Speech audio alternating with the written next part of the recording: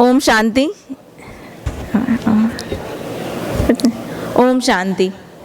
आदरणीय मंच, अतिथिगण, organiser, media wing, Rajyoga education and research foundation, Prajapati Brahma Kumari Ishwariya Vishwavidyalaya and national media conference 2024। First of all very much thank you कि आपने मुझे ये अपॉर्चुनिटी दी कि मैं यहाँ आऊँ और अपनी बात रख सकूँ। आर्टिफिशियल मीट्स स्पिरिचुअल इंटेलिजेंस, काफ़ी कुछ बताया जा चुका है आर्टिफिशियल इंटेलिजेंस के बारे में, साथ ही स्पिरिचुअल इंटेलिजेंस के बारे में। तो कब मैं अपनी बात को रखूँगी। आर्टिफिशियल इंटेलिजेंस की अगर मैं बात करूँ, जो कि मैं एजुकेशन बैकग्राउंड से संबंधित रखती हूँ, हमें हर साल एक रिसर्च पेपर लिखना होता है, 1, 2, 3 जितना हमारी कैपेसिटी, जितना हम लिख सकें। अगर हम आर्टिफिशियल इंटेलिजेंस की बात करें, कहते हैं कि आर्टिफिशियल बहुत हमारे हेल्पफुल है।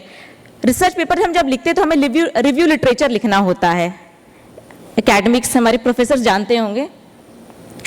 मेरी आरडीसी चल रही थी, इनफैक्ट मेरे एक जूनियर की भी चल रही थी, तो उसने कहा कि कैसे कहा, तो मैंने कहा हेल्प ले लो, तुम्हें क्या पता एक हेल्प मिल जाए।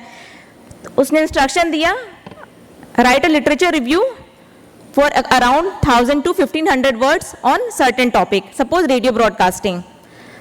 जो लिटरेचर रिव्यू हमें मिला, जो एग्जिस्टिंग जो ऑथर थे, जो हमें एआई ने प्रोवाइड किए, that was not existing on in any platform. मतलब किसी बुक में, किसी वेबसाइट पे, आप रिसर्च गेट ले लीजिए, रिसर्च स्कॉलर ले लीजिए, स्काई हब ले लीजिए, मतलब जितने भी आपके रिसर्च के जो प्लेटफॉर्म से हमें कहीं पर भी उस रिसोर्स पर्सन का वो आर्टिकल नहीं मिला। मतलब जो भी हमें आर्टिकल चैट जीपीटी ने हमें दिया, जो भी जेमिनी ने हमें जो कंटेंट प्रोवाइड करवाया, दैट वाज प्री अज्यूम्ड, मतलब बनावटी था। तो इस तरीके से हम एक चीज ये भी देख सकते हैं कि we can not 100% rely on artificial intelligence. Yes, we can take the idea, we can take the points to complete our task, to complete our research work. लेकिन अगर हम कहें कि हम आंख बंद करके इसको पूरा कॉपी पेस्ट करके अपना काम कहीं प्रस्तुति दे दें, तो वो मुश्किल है, वो काम हम नहीं कर सकते हैं। आप आइडिया ले सकते हैं कि हाँ किसी काम को कैसे करना, किसी चीज को लिखना कैसे, इसके लिए हम आर्टिफिशियल इंटेलिजेंस का हेल्प ले सकते हैं। लेकिन अगर हम कहें कि पूरा हम कंप्लीटली इस पर रिलाई कर लें, दैट वोंट बी पॉसिबल। इसका एक बेस्ट एग्जांपल हम और देख सकते हैं कि हम आर्टिफिशियल इंटेलिजेंस का हेल्प कैसे ले सकते हैं।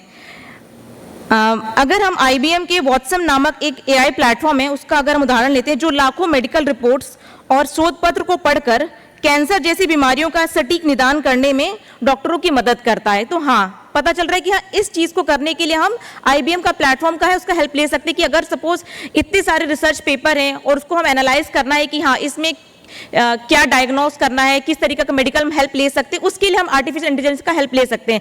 लेकिन उसका भी पैरामीटर है, वी हैव टू रीड। हम अगर कंप्लीटली बिना पढ़े इस चीज़ को कॉपी पेस्ट कर लें तो AI वहाँ पे सार्थक नहीं हो रहा है। वहीं एक और जहाँ स्वचालित गाड़ियाँ हैं, जो गूगल की स्वचालित कारें का उपयोग करके न केवल सड़कों की स्थिति का विश्लेषण करती हैं, बल्कि अन्य वाहनों और पैदल यात्रियों की भी गति का, दिशा का भी अनुमान लगा रही हैं। लेकिन सवाल यह है कि जब AI इतना सक्षम है, या फिर ये कहें कि मानवीय संवेदनाओं और नैतिक मूल्यों का स्थान ले सकता है कि नहीं, मुझे लगता है शायद नहीं। यहाँ पर आध्यात्मिक बुद्धिमत्ता की महत्वपूर्ण भूमिका हो जाती है। अब स्पिरिचुअल इंटेलिजेंस किस तरीके से यहाँ पे हेल्प कर रहा है, जैसे कि हम जानते हैं कि जीवन का असली उद्देश्य है हमें अपने और समाज के प्रति कैसे जिम्मेदारी निभानी चाहिए। यह जीवन के गहरे सवालों का उत्तर देता है कि मैं कौन हूँ, मेरा उद्देश्य क्या है, मैं किस लिए हूँ, मुझे क्या करना चाहिए। अगर इसकी हमें परख है तो मुझे लगता है कि हाँ हम चीज़ों को एक प्रॉपर वे में लेके जा सकते हैं। साथ ही हमें यह भी समझना होगा कि तकनीकी प्रगति और आध्यात्मिक समझ का संतुलन ही हमें एक पूर्ण जीवन जीने में मदद कर सकता है। AI हमारे जीवन का सुविधाजनक और प्रभावी बनाता है, लेकिन आध्यात्मिक बुद्धिमत्ता हमें यह सिखाता है कि इस तकनीक का उपयोग कैसे करें, ताकि हम न केवल अपने लिए बल्कि समाज और पूरी मानवता के लिए भी लाभदायक सिद्ध हो सकें। इसलिए सफल जीवन की कुंजी यह है कि AI की शक्ति को पहचानें और उसे अपने कार्यों में शामिल करें, लेकिन साथ ही आध्यात्मिक बुद्धिमत्ता को भी अपनाएं, ताकि हम एक बेहतर, आधुनिक, संवेदनशील और नैतिक रूप से समृद्ध समाज का निर्माण कर सकें। धन्यवाद।